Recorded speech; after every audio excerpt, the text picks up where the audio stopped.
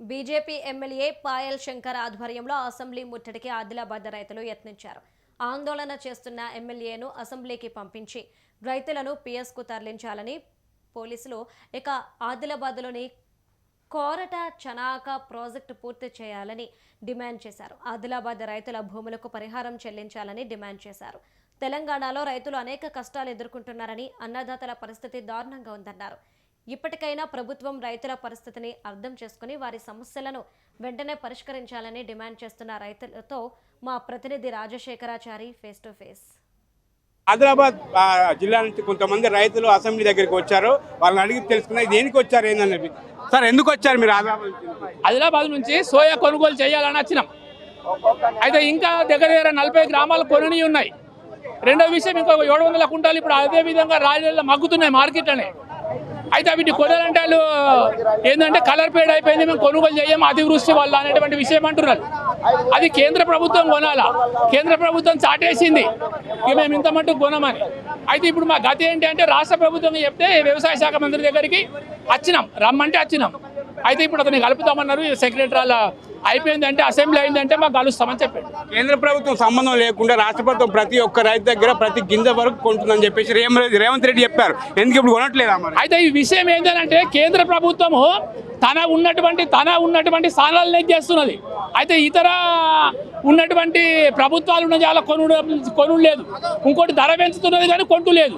అయితే ఈ రైతుకి ఇది గిట్టది కదా, ఉత్కృష్టంగా వేరే దేశాల నుంచి దిగుమతి చేసుకుంటున్నది. మరి రైతు ఎక్కడ పండియాలా, రైతు ఎక్కడ ఎవరికి అమ్ముకోవాలా? అయితే ఆగస్టు నుంచి ఇప్పుడు సోయాబీన్ దిగుమతి చేసుకుంటున్నది, మక్కలు దిగుమతి చేసుకుంటున్నది, పత్తి దిగుమతి చేసుకుంటున్నది, పప్పు దిగుమతి చేసుకుంటున్నది, నూనెలు దిగుమతి చేసుకుంటున్నది. మరి అసలు రైతు ఏం పండియాలా?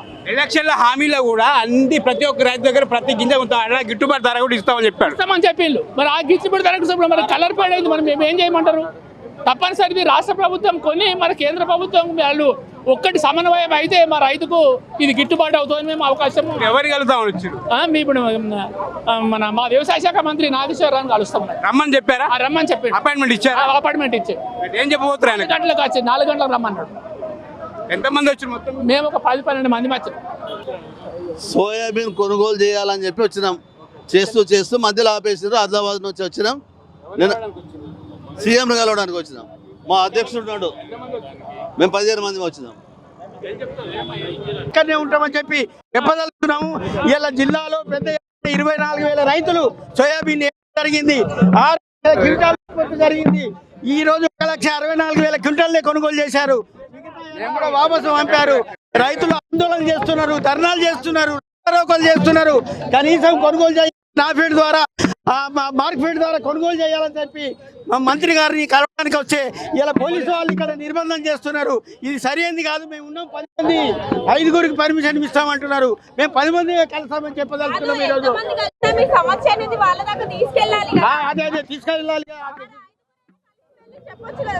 అట్లా కాదు కదా, మేము వచ్చిన అన్ని పార్టీలు మండలానికి ఆల్ పార్టీస్ వచ్చినాం. మేము రైతు సంఘం నుంచి రైతు సంఘాల వాళ్ళు ఉన్నారు, పార్టీకి ఒక్కళ్ళు ఉన్నారు. అందుకొరకు అందరినీ